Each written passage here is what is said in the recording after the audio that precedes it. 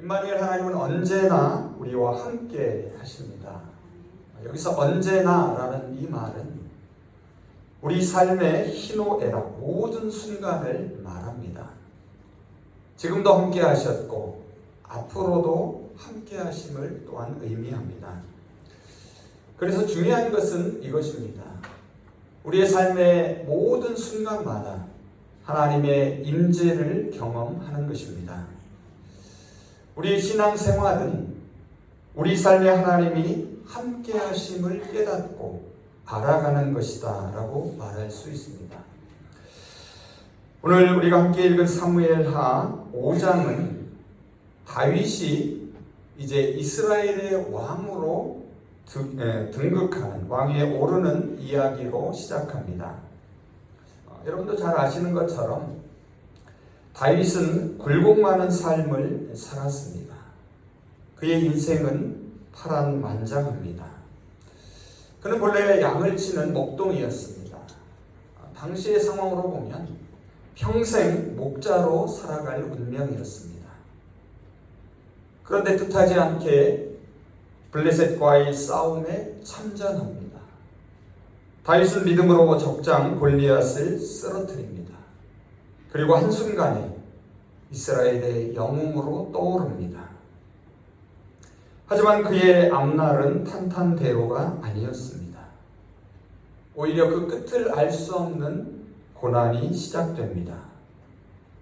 다윗은 사울 왕에게 쫓기는 신세가 됩니다.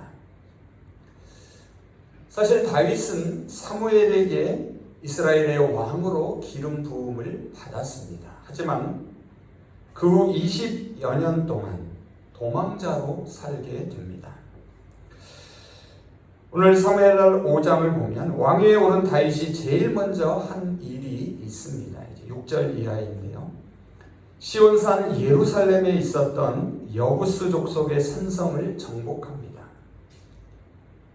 다윗은 예루살렘 성을 더 멋지고 견고하게 만듭니다. 그리고 자신의 이름을 따서 다윗성으로 부릅니다. 예루살렘은 그 후 수천 년 동안 이스라엘의 수도가 됩니다. 아마 당시 사람들은 이러한 일을 당연히 자랑스럽게 생각했을 것입니다. 9절을 보시면 다윗이 성을 쌓은 것을 높이 평가하는 듯 보입니다. 하지만 그 이면에는 전혀 다른 평가가 숨어 있을 수 있습니다. 다윗은 이제 성주가 되었습니다. 고향 베들레헴을 떠난 후에 그는 계속해서 떠도는 신세였습니다. 그런데 이제 자신을 안전하게 지켜줄 큰 성을 갖게 된 것입니다. 성주는 성벽으로 둘러싸여 살게 됩니다. 높은 성체가 자신을 지켜줍니다. 성탑이 자신의 권위를 높여줍니다. 하지만 여러분, 그 장면을 다른 각도에서 바라보면 성은 동시에 그 자신의 자유를 가로막는 벽이기도 합니다. 자신만의 세계 속에 갇히게 됩니다. 그래서 오늘 본문 9절에서 주목할 것은 바로 안으로라는 말과 둘러싸다라는 말입니다. 다윗은 안쪽으로 성을 높이 둘러쌌습니다. 성서는 이렇게 안쪽으로 자신의 성을 둘러쌌는 것을 비판합니다. 창세기 11장에 여러분이 잘 아시는 바벨탑 사건이 이를 잘 말해줍니다. 높이 그리고 안으로 쌓아 올리는 성들은 사람들을 교만하게 만들기 때문입니다. 그리고 일단 성을 쌓기 시작하면 성 쌓기를 반복해야 합니다. 왜냐하면 주변에 그 성을 허물려는 세력들이 계속 등장하기 때문입니다. 사람들은 성주처럼 사는 것을 최상의 삶으로 여깁니다. 그래서 누구나 성을 쌓고 싶어 합니다. 성을 쌓으려면 또 많은 노동력이 필요합니다. 이집트에서 노예 생활을 하던 이스라엘 백성들은 실제로 바로 왕의 성을 쌓는 고된 노역에 동원되었습니다. 다윗은 자신의 이름을 붙인 다윗성을 쌓았습니다. 어떻게 쌓았겠습니까? 많은 백성들이 동원되어 노동에 시달렸습니다. 우리도 자신의 성을 쌓으려고 합니다. 더 높이 쌓으면 안전하다고 생각합니다. 하지만 그것은 자신을 가두는 것과 같습니다. 우리 그리스도인들은 달라야 합니다. 안쪽으로 자신만의 성을 높이 쌓아서는 안 됩니다. 성에 갇히게 되면 세상과 단절하게 됩니다. 하나님과도 멀어지게 됩니다. 다윗이 이룬 안정과 번영의 근거는 다른 데에 있었습니다. 겉으로 드러난 다윗의 삶에 숨겨진 이면이 있었습니다. 10절을 한번 보시기 바랍니다. 10절입니다. 만군의 주 하나님이 다윗과 함께 계심으로 다윗이 점점 강성해졌다. 다윗이 점점 강대해졌다라는 말은 그의 권력 기반이 탄탄해졌다는 뜻입니다. 왕권은 한번 수립됐다고 해서 그것으로 끝나지 않습니다. 그것을 계속 유지하려면 이전보다 더 많은 노력이 필요합니다.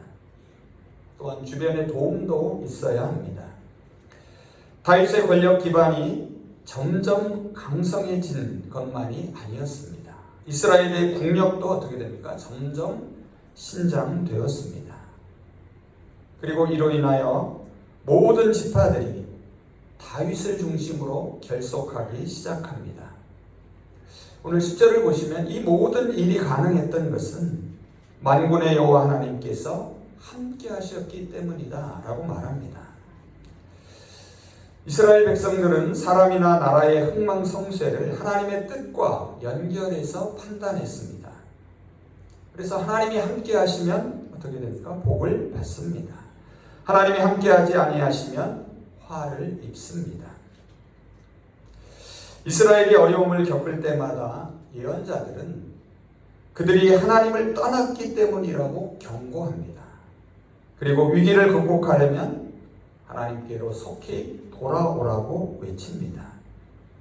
하나님이 함께 계심을 기억하게 합니다. 하지만 그것을 일종의 승리주의로 오해해서는 안 됩니다. 오늘 읽은 10절 말씀을 원문 그대로 직역하면 이렇습니다. 다윗이 점점 강성해졌다. 만군의 하나님 여호와께서 그와 함께 계셨기 때문이다. 여러분, 여기서 주목해야 할 핵심은 다윗이 아니라 하나님입니다. 앞선 9절을 한번 보시기 바랍니다. 9절의 주어는 온통 다윗입니다. 반면에 10절에서는 하나님이 주어 주체입니다. 하나님이 다윗과 함께 하셨습니다. 하나님이 함께 하신다라는 히브리 말은 여러분도 잘 아는 무엇입니까? 임마누엘입니다. 다윗은 시편 23편에서 자신이 경험한 임마누엘을 이렇게 고백하고 있습니다. 내가 사망의 음침한 골짜기로 다닐지라도 해를 두려워하지 않을 것은 주께서 나와 함께 하심이라. 주의 지팡이와 막대기가 나를 안위하시나이다. 여러분, 이 구절을 잘 한번 읽어보시기 바랍니다. 하나님이 함께 하셔서 아무런 해나 어떤 두려움도 겪지 않은 것이 아닙니다. 죽음의 위협과 두려움이 있었습니다. 그럼에도 하나님이 함께 하셔서 견뎌내고 감당했다라고 고백합니다. 다윗의 안정과 번영은 그가 안으로 높이 쌓아 올린 성이 가져다 준 것이 아니었습니다. 하나님이 그와 함께 하심으로 주어진 것이었습니다. 그래서 이 10절을 공동번역은 이렇게 번역합니다. 만군의 하나님 야훼께서 다윗과 함께 계심으로 그의 세력은 날로 뻗어갔다. 우리 개역에서 강성하다라고 번역된 이 말의 문자적 의미는 공동번역이 번역한 것처럼 걸어가고 또 걸어간다라는 뜻입니다. 9절과 10절을 한번 보십시오. 9절은 안쪽으로 높이 둘러싸기만 합니다. 하지만 10절은 계속해서 강성해지고 뻗어 나가는 모습을 보여줍니다. 마지막으로 오늘 말씀은 다윗의 삶을 이렇게 평가합니다. 마지막 12절을 한번 보시기 바랍니다. 다윗이 여호와께서 자기를 세우사 이스라엘 왕으로 삼으신 것과 그의 백성 이스라엘을 위하여 그 나라를 높이신 것을 알았더라. 다윗의 삶을 한마디로 이 구절을 근거로 요약해 보면 그는 하나님을 알아가는 삶을 살았습니다. 하나님이 먼저 다윗을 부르시고 왕으로 세우셨습니다. 다윗은 하나님이 자신에게 행하신 일들을 알게 됩니다. 자, 이 말은 단순히 지난 날을 회상하며 기억했다는 것이 아닙니다. 다윗이 알았다라는 말은 무엇입니까? 다윗이 깨달았다라는 말입니다. 전에는 희미하게 혹은 막연히 알았습니다. 그런데 여러 경험들이 점점 쌓이게 됩니다. 그리고 이를 통하여 하나님의 섭리의 손길을 확실하게 알게 된 것입니다. 다윗은 하나님이 자신을 이스라엘의 왕으로 세워주셨다는 것을 알게 됩니다. 이 말도 단순히 자신이 기름 부음을 받은 사건을 기억했다는 말이 아닙니다. 지금까지 자신의 삶에서 일어났던 일들을 돌아봅니다. 그리고 하나님의 섭리와 은총이었음을 깨닫게 되었다는 말입니다. 자신의 삶을 돌아보면서 한마디로 말하면 임마누엘의 하나님을 깨닫게 됩니다. 임마누엘의 하나님이 그의 고난과 고통 가운데서도 늘 함께 하셨음을 알게 됩니다. 앞서 우리가 서두에서 말씀드린 대로 임마누엘의 하나님은 승리의 순간에만 함께한 것이 아니었습니다. 그가 사망의 음침한 골짜기로 다닐 때에도 하나님은 변함없이 그와 함께 하셨음을 그는 깨닫습니다. 다윗은 하나님이 당신의 백성 이스라엘을 위하여 자신의 왕권을 높여주신 것을 깨닫습니다. 그리고 앞으로 그가 하나님의 뜻을 따라 하나님의 백성 이스라엘을 섬겨야 됨을 또한 깨닫습니다. 한마디로 말해보면 하나님께서 자신을 왜 이스라엘의 왕으로 세우셨는지를 분명히 깨달아 알게 됩니다. 다윗이 높여지고 이스라엘이 강성해진 것은 다윗의 탁월한 지도력 때문이 아니었습니다. 하나님이 택하신 백성에게 복을 베푸시기로 작정하시고 하나님이 다윗과 함께 하셨기 때문입니다. 이제 말씀을 정리해 보겠습니다. 다윗의 삶은 임마누엘의 하나님을 깨달아가는 삶이었습니다. 하지만 이것이 곧 그가 자신과 함께 하시는 하나님을 늘 깨닫고 산 것을 의미하지는 않습니다. 그도 때로 두려워했고 인간적인 힘을 의지했습니다. 그래서 안쪽으로 성을 높이 둘러싸았습니다. 실수도 범했고 잘못도 저질렀습니다. 하지만 그럼에도 하나님은 언제나 그와 함께 하셨습니다. 하나님은 한결같은 사랑과 신실하심으로 인내하며 그를 기다리며 기대하셨습니다. 다윗은 자신의 삶에 임마누엘의 하나님이 언제나 계셨음을 깨닫게 됩니다. 양을 치던 목동에서 이스라엘을 치는 목자가 되었습니다. 베들레헴 들판을 헤매었는데 예루살렘 왕궁에 앉아 있습니다. 임마누엘의 하나님은 들판에서도 왕궁에서도 함께 하셨습니다. 하나님은 언제나 어디서나 그와 함께 일하셨습니다. 이 임마누엘의 하나님이 저와 여러분의 삶의 여정에서도 여기까지 함께 하셨습니다. 그리고 앞으로도 변함없이 함께 하십니다. 2024년 상반기를 돌아보며 임마누엘의 하나님께 감사하는 시간이 되시기를 원합니다. 2024년 하반기를 시작하며 임마누엘의 하나님이 우리의 삶을 어떻게 인도하실지를 기대하는 시간이 되시기를 바랍니다. 그래서 임마누엘의 하나님의 그 놀라운 구원의 이야기를 함께 써가는 저와 여러분이 되시기를 바랍니다. 나 자신을 위하여 안으로 높이 성을 쌓기보다는 이제 성을 열고 세상으로 나아갈 수 있기를 바랍니다. 거기에서 이미 우리를 기다리고 계시는 임마누엘의 하나님을 만날 수 있기를 소망합니다. 이제 오늘 본문 10절과 12절 말씀을 세번역 성경으로 읽으며 설교를 마치겠습니다. 만군의 주 하나님이 다윗과 함께 계심으로 다윗이 점점 강대해졌다.